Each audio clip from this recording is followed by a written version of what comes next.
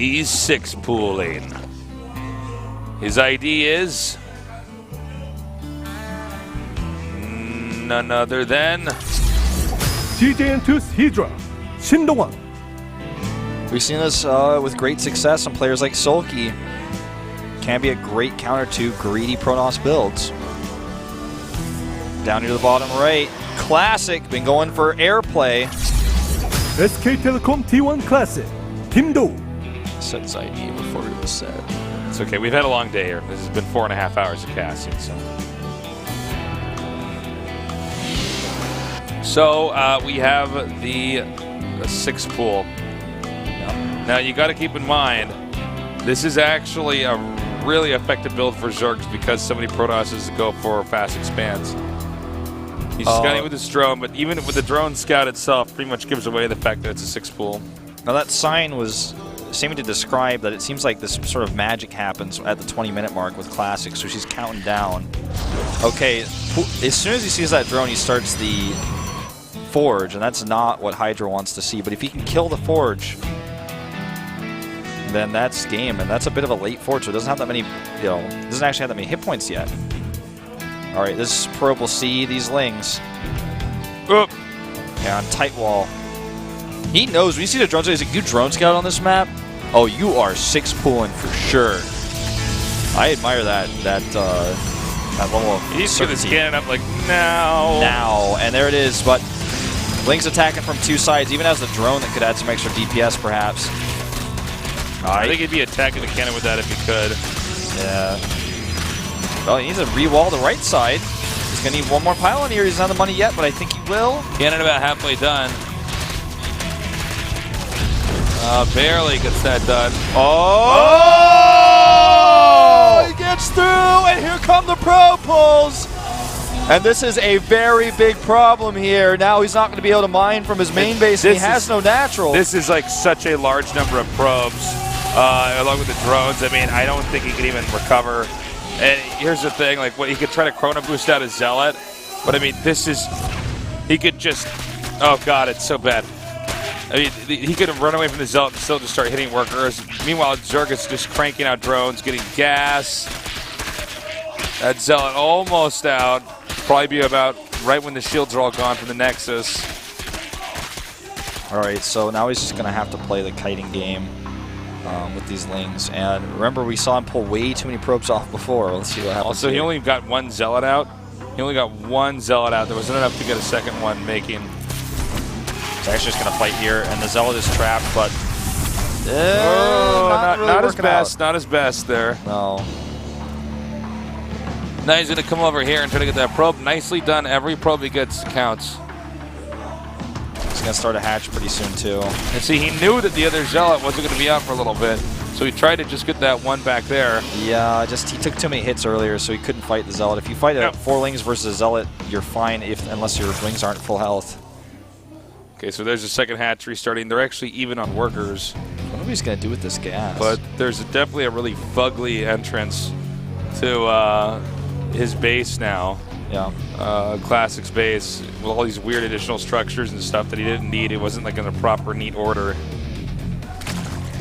Well, he pulls out. I mean, getting speed here is not really going to be too useful against this wall. And I keep Classic on 2 bases for a while, but I don't even know if the speed's really necessary. I think he just takes 3 bases, and he has Ling speed, so there's just no way for Classic to move out and be around, be present on the map. I agree with you in a normal game, but in this game he's like at 18 probes on 1 base with no Cybernetics core even, and he knows that.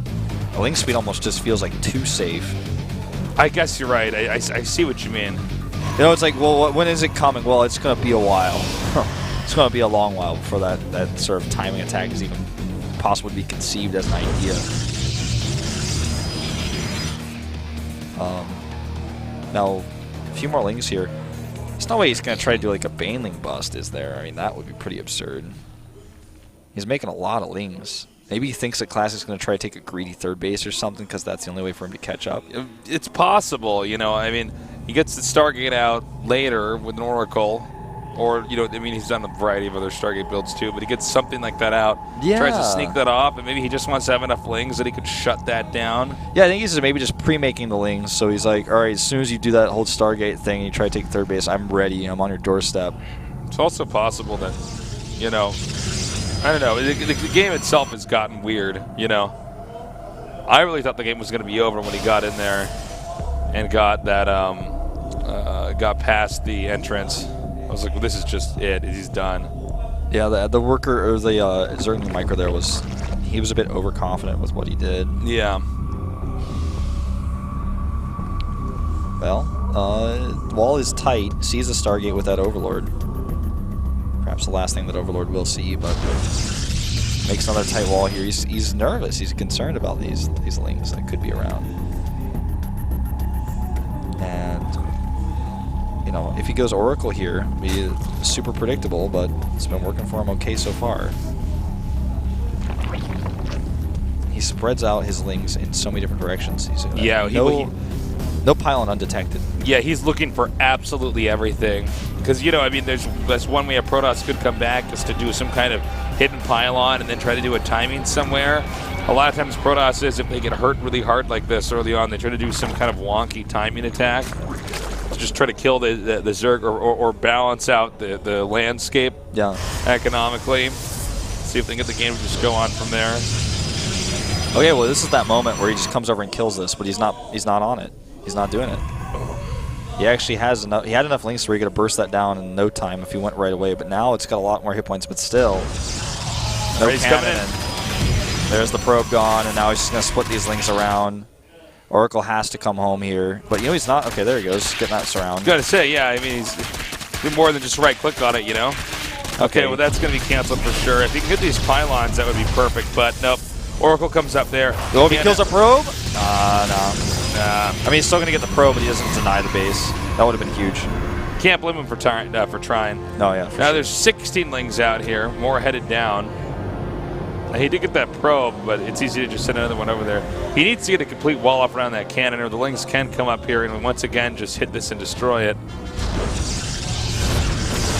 Yep, here he goes. And that's a lot of lings. Oracle does do a lot of damage, but with the cannon not ready yet, it's tough to say here. Yeah, I think he actually... No! Wow. You know, that Oracle does deal damage so quickly. It really does. Hydra's got to be careful. I mean, he's actually throwing away a lot of units and allowing Classic to kind of stabilize here. That's the crux of the build, really, the Oracle. That's why he goes for it every time. It's not for harassment. It's for that defense if he needs it. And he did indeed need it. He needed it. He needed it, guys. So, I mean, yeah, Classic is able to stabilize here quite a bit now. Starting that Void Ray production, and that's been the bane of every Zerg player who's fought him in his existence. Yeah, once he starts to get those Void Rays out, that's where really the problems start to arise. Some Hydras coming up here, though. Don't forget, a nice Hydra timing could do a lot of damage, too. Yeah. Sees that. Range is being researched. Bunch of gates going down here. He knows he needs to hunker down here and hold on. Well, Hydra actually takes a fourth base here, though. And those drones is he going to just take a bunch of satellite bases, or is he just going to rush out those extractors? I can't really tell. Okay, looks like he's going for the extractors. Well, he's getting a Spire here. Yeah, I think he's going to go Mutas. Not a bad idea. Probably hit before there's enough defense there. You know, before he has enough Void Rays to even fight. Okay, he's actually moving down there with the Hydras. 14 drones on the way. He's drone up heavily because he wants to get that gas income plus the mineral income to make a big, huge chunk of mutas. That Overseer is not long for this world. Drops changelings to split. This is the feign attack here where he's going to try to make more. He's going to force him to think, okay, I need more Colossi, but it's actually mutas that are going to be the It's actually pretty smart because, yeah, I mean, if he doesn't have the right balance here and you get blindsided with those mutas, that's it, man. Oh, ooh. Tag that. That's also going to make it really hard to sell this one since there's nothing else regrouping with that. That tag does last forever. Double Stargate, he knows now. He's like, okay, I figured it out. And he even sends a scout in now, too, to verify. 15 mutas. That's that gas bank. And he's got those additional 2 extractors on the left side now at that base. Saving up a lot of gas here. And I'm getting a little bit worried for him. I am, too. Gets rid of the creep tumor. Observer's like, you don't need me for this. You've got an ability for detection. So there are all those mutas. And, yeah, you need to make cannons, like, now. Those cannons are not going to get done in time, though, before the mutas can get there. The mutas headed southbound now, headed towards the second base. The Void Rays are getting in position. He looks like he's going to be ready with a Nexus cannon as well. Yep, but this is a lot of mutalist. He doesn't want to fight this location necessarily. He's confident enough to say, you know what, I'm going to trade on your Void Rays, because that's your backbone of your army. 3 of them go down here, and he's going to get the Mothership Core as well.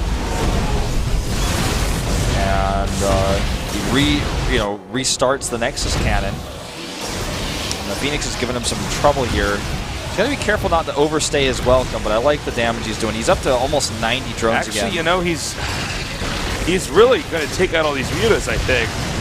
The mutas are actually just stuck in here. He actually totally won this fight. I mean, he doesn't have the Void Rays, but But then again, you know what? With the supply like that, he took out the Void Rays. The Void Rays were really what killed him in the last game, right? So yeah, no, I like this trade. It's obviously not economically a good one, but it's a trade that hurts the army. I feel a lot of people put too much value on when you harass, you need to kill workers. Actually, sometimes it's much better to kill expensive units, or even in the case of like when you harass a Terran player in PvT with DTs, kill Marines and Marauders so that he can't counterattack you to punish you for that. And this group of Hydras is definitely not enough here to fight this. Yeah, classic punishing Hydra. How dare you be out on the map when I'm at this phase of the game? I do think it would probably have been better for Hydra to just sit back and try to mass up for a little bit longer. I mean, with 42 Lings on the way and everything else. Well, it's one thing if he's trying to switch out of this composition for him to just kind of keep showing it, but for now he's sticking with it. Oh, and these Phoenixes were not controlled right away, so it's up losing one, but these Corruptors are getting way too greedy. What is he thinking here? If the Colossi are pulled back, he's only getting 1 Colossi for like almost all of these Corruptors. Yeah, I mean, the problem is, this is like so many killed Corruptors. I guess he wants to win by overwhelming his opponent. He's just like, I'm going to kill all your expensive units no matter the cost. The cost is pretty high in this case. That one lone Hydra. I mean, the Lings and the Hydra's coming down here now with no Colossi out. There's not a lot that they can do against that. That's true, and that is a lot of Lings. I mean, also he had this big boost in his economy just from the very start of the game. He's been in the lead, so he can even go about solving a lot of this stuff in a little bit of an obscure fashion, and it still works. Yeah, that's what we're seeing here. Triple chrono on those voids. And that Oracle's got a lot of energy, but I don't think she's going to get anything done. This is a scary place to be with all these Hydras on the map. When he's got no Colossi with this army, he does not want to be sticking out there. He needs to be back with his cannons, with his Mothership Core. He needs to be like on defense mode right now. Not like the Lewis and Clark Phoenix is up here. No. Well, here he comes now. The time warp there on the Hydras. He's got to get a nice arc. The Lings are going to come up. No, probably no point in engaging this right over here since the Colossus is present. That would melt so many of your Lings so quickly. 6 more Corruptors coming over here too. He lost those Corruptors earlier, so this is an interesting approach here. He's going to just try to turn those Corruptors around. But he lost those Corruptors earlier, which means that the Void Rays can deal with the Corruptors here, and the Colossus just one. It's just 1 Colossus, but it does so much extra damage. And that's why I'm not so sure about trading all those Corruptors earlier on, because maybe he could have had so much more that he could have overwhelmed both the Corruptors. Well, that's what I was thinking. When I saw him attack with just all those Corruptors and like, that was not clean. They're getting shot at by everything. They're like flying over stalkers and cannons and everything. This base is going to be killed before it's even started. I don't even know about why that pylon is. I just don't understand that pylon, but like. Hold position Lings here to deny mining. Okay. He wants to free up some supply anyways. Yeah, I guess that's true. I was like, wow, he's not even going to try to kill more probes with that. Well, Hydra speed, Locust lifetime, +3 for the Hydras, +2 for Mutas, Corruptors, and Broodlords. All these upgrades are starting to come to a close here. +2 for air and blink, and +2 for ground weapons now for Classic. He's basically just linking up all the missing pieces of his army. 9 swarm hosts this late. I think this base, as long as he saves it this time against the roaches, not sure how much I like these swarm hosts. I think he'll actually be fine. I think so too, as long as he's paying attention, and in fact he is. Roaches got to get out of here. Roaches go home. All 13 right. swarm hosts. The Void Ray count number is just getting bigger and scarier. Protoss is pretty much ready to have that endgame death ball.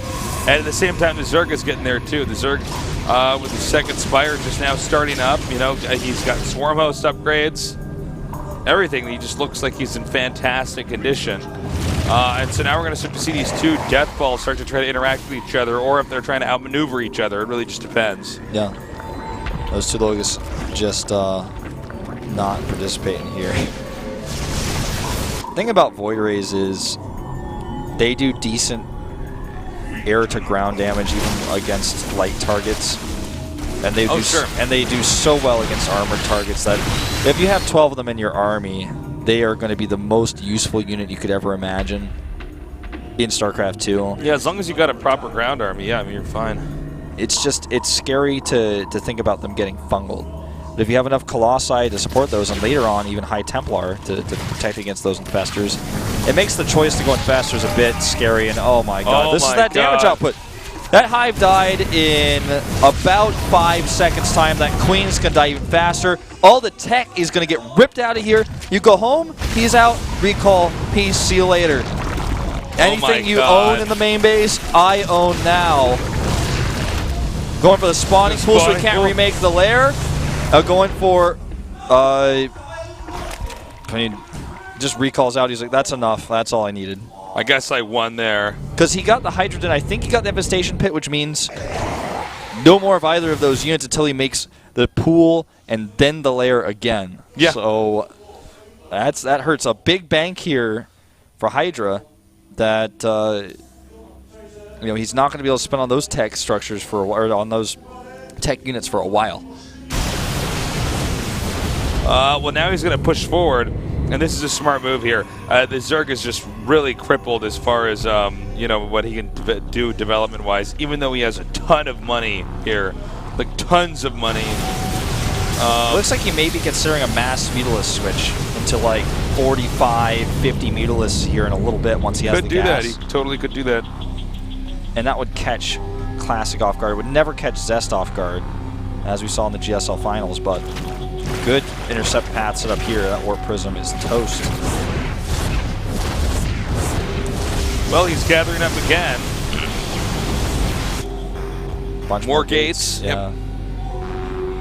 My god, Zerg has so much money. I think he's going to try to switch to Mutalisk. And we may have an elimination race.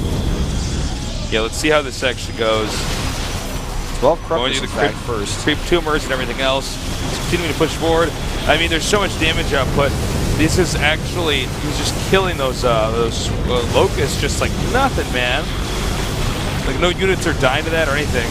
Yeah. Now he's on top of them. Man, feedback's going down. He's killing everything. Force fields here. Doesn't get exactly what he wanted there.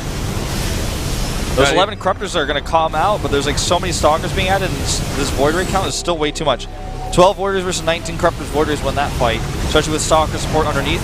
He's like, please fight me. Yeah, seriously, this is so funny. Yeah, he's got this unit combination that is just too good. Hydra's just not as experienced with dealing with this. That's the problem. That's the weakness that he has here, and that's why Classic is going to beat him again. Yeah, he doesn't know the ways to properly slow her down from doing this. No Infestors this time. I really feel like Infestors are tough to get, but probably the answer here against this many Void Rays. Not Swarm Hosts. And the Mutalisk switch is on, but he doesn't have enough gas to make a massive switch, and that's the problem. All the Swarm Hosts are dead here. I think that might be it, guys. I mean, he's going to be able to get all the way into that main. Now, there are 35 units out here, though. And is that enough? There's no Archons here. Yeah, I was about to say, are there any Archons? Actually, I think even with just the stalkers, like just too many upgrades. Yeah, there's just too many upgrades. He really just has that perfect army. Now there are more and more mutas hatching, so keep that in mind too. But Storm is out, and that's I mean, he's starting to make Phoenixes too, and he has these bases to afford it. And the bank and gas is now completely gone for Hydra. Yeah, this is true. So it's like these mutas that he has now, there are 39 of them, would have to do everything perfectly. And he is going to be able to wipe out this army most likely, even with the Archon coming up here. Actually, I'm not so sure there are Phoenixes in here. Yeah, he's going to beat this army, but at a pretty high cost. And his composition is now so easily countered. And yeah, more Phoenixes coming up here. He wins maybe the fight, maybe, not even quite. No. I was going to say, but he's not going to win the war, but I guess he's not even going to win the fight. Yeah, the Zealots and the Colossi are still there. Man. Game doesn't end here necessarily because he still has those 2 bases at the top left, but all of his tech from earlier, losing that hurt him a lot. All his bases are disconnected. The Protoss army is still strong. Yeah. He's switching into Hydras now because he knows he killed all those Colossi. Here's the other thing too, Wolf, is that now he can go through the entire map with these Phoenixes and just start wiping everything out. Everything, Wolf. Everything. Like in Toy Story when Woody spins his head around when he's talking to Sid and says, everything. It's totally like that. It's totally exactly like it's, that it's case. uncanny how much it's like that. Yeah. I mean, we have like the semblance of a Zerg here. Trying to recover, trying to get it back together. He's been bashed back into the very top recesses of the map. The Phoenixes are not going to be something the Zerg could really fight. In fact, even though he's going Ling Hydra, there's a high chance that he could just run up with the Phoenixes and actually pick up every single Hydra and kill it. He was under the impression that he was going to keep making mutas, so now he has 16 Phoenixes, which aren't too useful against the Hydras. But if he finds groups of Hydras that are not together, he just kills them. So he has to make sure that all the Hydras are together here. And they are so far, so he can't really fight that. But he's going into more Colossi. His second one's about to pop. And with this new base coming up, he might even be able to, like, I don't know, make a second Colossus, a second Robo for double Colossus production.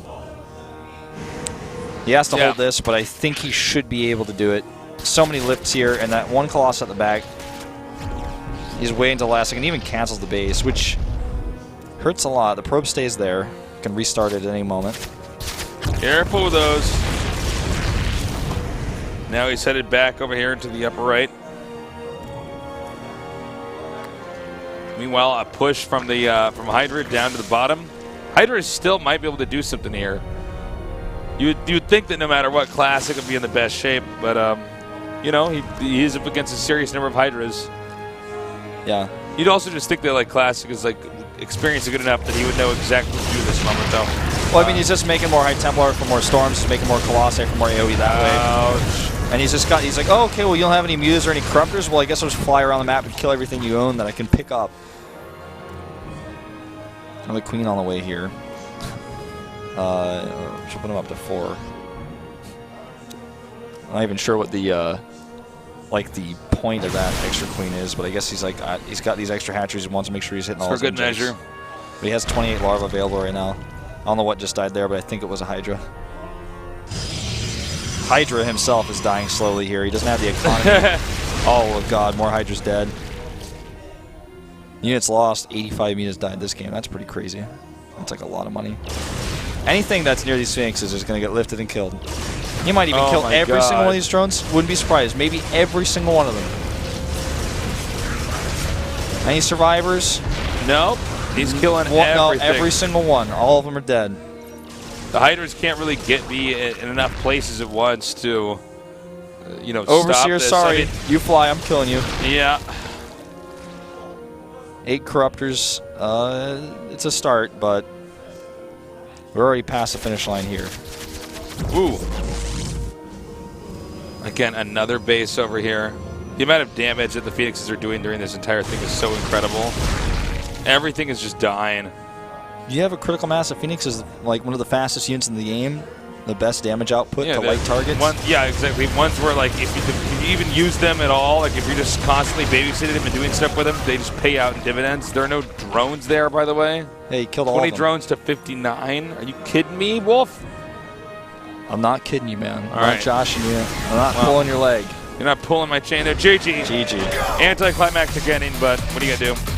Oh, wow. Hydra not as good as Life at dealing with this style of Classic. Classic playing the same style almost every game he played today on this matchup, but you know what? At the end, it works. It wins him the games. He only had to prepare for one matchup in this group, PvZ, and he played the same style like all but one game. Can he keep this style, though, when he gets deeper into the tournament? I mean, I'm starting to think maybe no. Maybe no, but today the answer is yes. He wins, he gets through. And when you're playing against only Zergs, and you've mastered this style, I guess you're so confident in it then, I guess it doesn't hurt to try. It's pretty cool. By the way, here are our match results. As you can see, Life moves on and then does Classic. Yeah, very... I think most people would protect these two players to get out of the group, but Life having a much easier road Classic, having to go through that that final match there, playing only PvZs today, Hydra twice, both times beating him 2-1. Join us next week, Wednesday. As you can see, it's going to be Maru, Myungshik, Paralyze, and DRG, and then on Friday, Parting, Biol, Solar, and Supernova.